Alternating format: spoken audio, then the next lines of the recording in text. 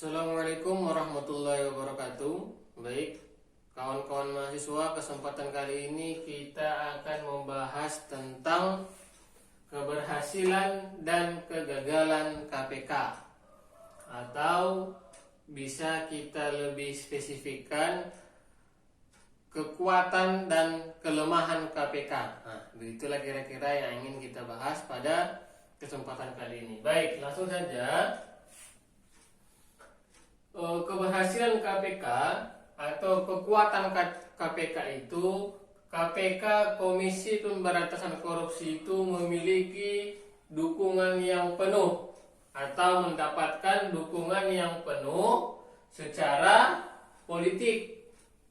Jadi dari sisi manapun, dari sisi pemerintahan maupun swasta, secara politik semua mendukung KPK untuk bekerja. Ya, semuanya mendukung KPK di saat KPK itu bekerja untuk mencari atau mengintai atau melakukan penangkapan terhadap tersangka-tersangkanya. Dari siapa lagi? Dari sisi sosial pun KPK mendapatkan dukungan secara penuh. Dari sisi publik pun dukungan secara penuh diberikan kepada KPK. Publik itu siapa? Kita, masyarakat. Dan semua pihak itu harus mendukung secara penuh kepada KPK. Bagaimana maksudnya mendukung secara penuh?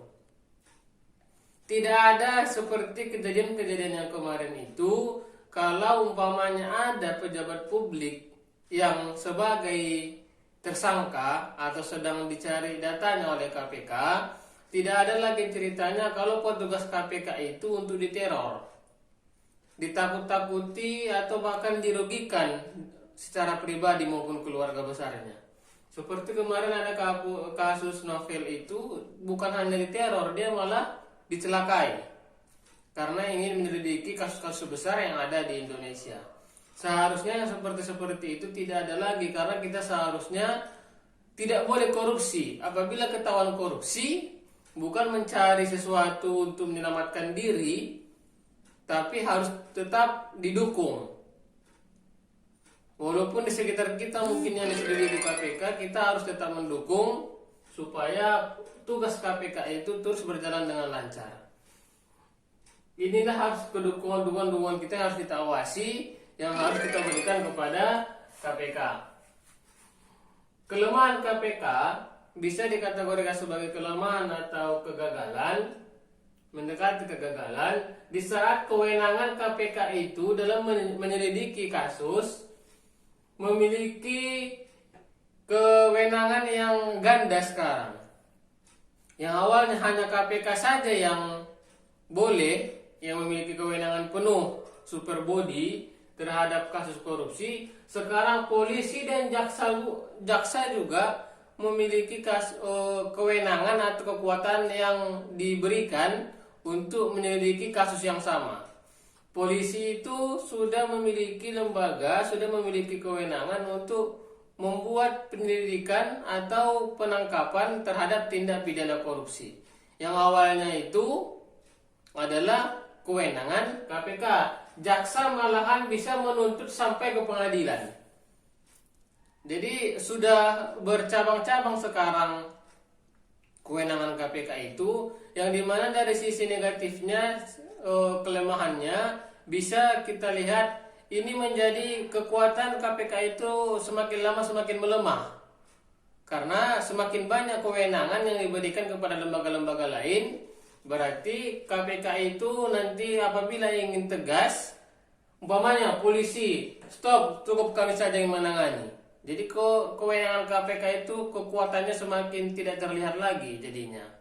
Dan secara positifnya kenapa dibuat begitu? Agar cepat ditangani semua kasus korupsi. Karena memang disadari semakin lama semakin banyak kasus korupsi, dibuatlah dualisme kewenangan seperti ini dengan positifnya agar cepat ditangani. Cuman positifnya cepat ditangani, negatifnya ada juga. Apa negatifnya? Menjadi tumpang tindih kewenangan. Itu tadi, karena polisi dan jaksa itu sudah memiliki kewenangan yang sama dengan KPK, jadi rasa-rasanya bisa tersangka kabur. Apabila tersangkanya itu memiliki kekuatan yang lebih kuat, backingnya lebih kuat, rasa-rasanya karena tiga lembaga ini bisa melakukan hal yang sama, tersangka yang kuat itu bisa lepas. Nah, itu yang kita khawatirkan. Kalau tidak diperbaiki sistemnya, takutnya KPK itu semakin lama semakin lemah. Apabila semakin lama semakin melemah, takutnya korupsi itu yang jadi misi KPK bebas korupsi di Indonesia takutnya hanya sebatas misi, tidak terwujud. Oke, untuk penjelasan panjangnya bisa disimak dan dipahami dari buku pegangan kita. Ini hanya sebatas membuka wacana dari kawan-kawan. Oke, saya cukupkan. Sekian. Assalamualaikum warahmatullahi wabarakatuh.